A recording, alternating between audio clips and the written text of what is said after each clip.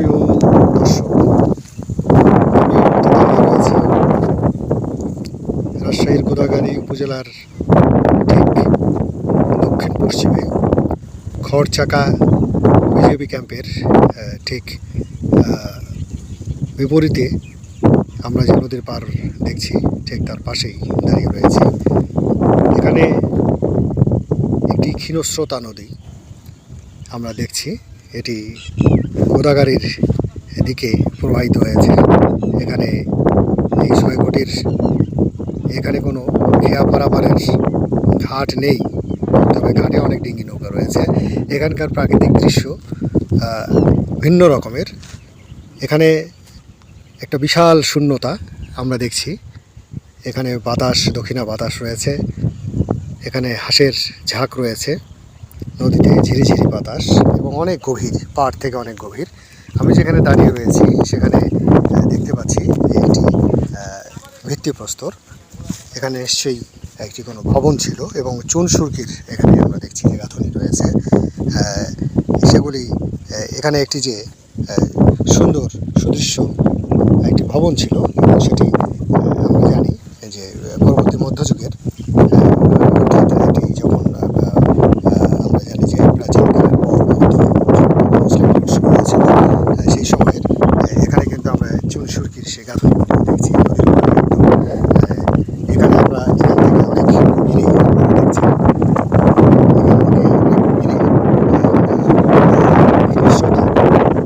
যে নদী রয়েছে, পদ্মার যে নদীটি রয়েছে, শাখাটি রয়েছে, এটি এই মুহূর্তে খাদ আমরা দুবারেই দেখছি। এটা অনেক আজকে এখানে সাদা সাদা মেঘ, নীল আকাশ, সাদা মেঘ এখানে ভিন্ন রূপে নজরে পড়ে। এখানে রয়েছে ছায়া সুশীতল সুনিবিড় এই ক্যাম্পের সামনের যে রাস্তাটি খুবই নির্জন।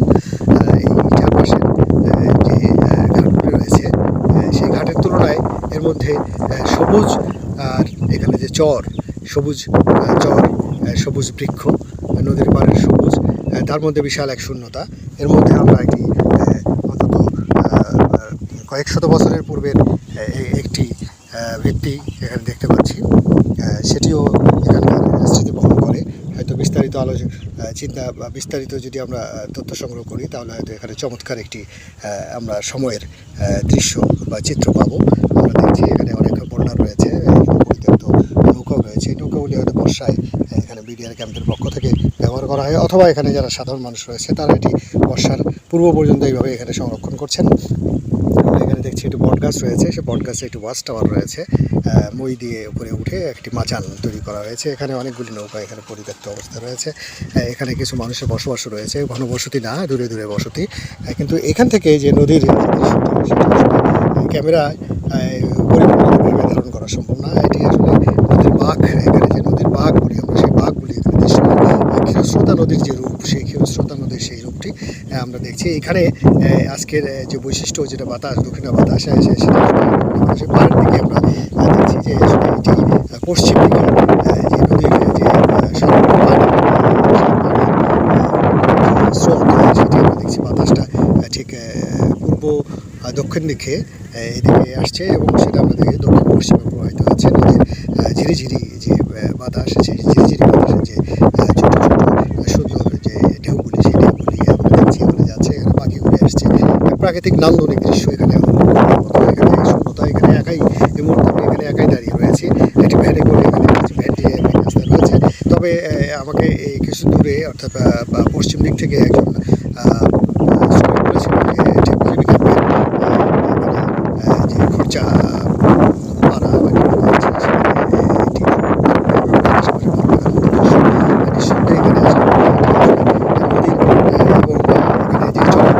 সবুজ ক্ষেত, এখানে চারদিকে যে সবুজায়ন, সবুজ অরণ্যের ঘর, সব কিছু মিলে এখানকার যে মাধুর্য, এখানকার যে সৌন্দর্য, এখানকার যে রূপ, সেটি আসলে বর্ণনা করে না। যারা আশেপাশে মানুষ রয়েছে নেমেছে। এখানকার দৃশ্য আসলে দূরে আমরা যেটা বলি, দূরে শুধু একদাসের দৃষ্টিতে যে দূরের দিকে আমরা দূর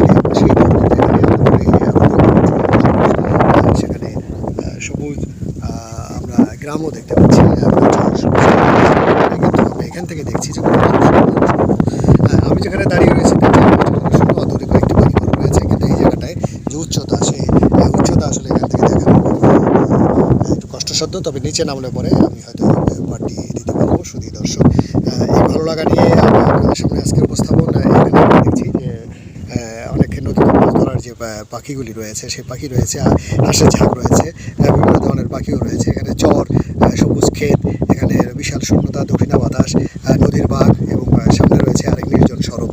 তার চারদিকে বড় বড় বৃক্ষ, সবুজ বৃক্ষ, সব কিছু মিলেই এখানে সৌন্দর্যের, প্রাকৃতিক সৌন্দর্যের সব কিছুই যেন এখানে ধরা দিয়েছে। সেটি একটি ভালো লাগা অনুভূতি। সেই সাথে আপনাদেরকে পরিচয় করে আমন্ত্রণ জানাচ্ছি। আপনারা যদি এখানে রাজাবাড়ি যাওয়ার পথে প্রধান সড়কে এখানে নামেন, অর্থাৎ 6 কোটিতে আসার জন্য একটু আপনারা যদি একটু রিজার্ভ করে নেন অটো অথবা কোনো ভ্যান নেন, তাহলে কিন্তু আপনারা এখানকার দৃশ্য উপভোগ করতে পারবেন। শুধু দর্শক, আপনাদেরকে এই মুহূর্তে এটুকুই শুধু আপনাদেরকে বর্ণনা করতে পারছি। এই বর্ণনা আসলে যে বৈচিত্র্য, বর্ণনার যে নান্দনিক উপভোগ, ভাষায় আপনারা দেখছেন বিশাল এই সুন্দর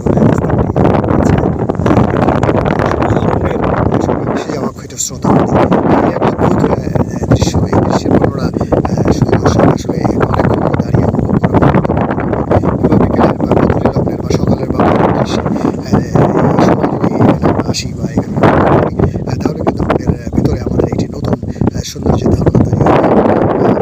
নিজেকে আসলে নিজেদের যে বিষণ্ণতা, নিজেদের যে দুশ্চিন্তা, নিজেদের যে মানসিক চাপ এবং আমাদের যে ভাবনার গভীরতা, ভাবনার যে শক্তি, সবগুলি একসাথে জেগে উঠবে। শুধু দর্শক, আপাতত আপনাদেরকে ধন্যবাদ জানাচ্ছি। আমরা একটু নিচে নামছি দৃশ্য ধারণ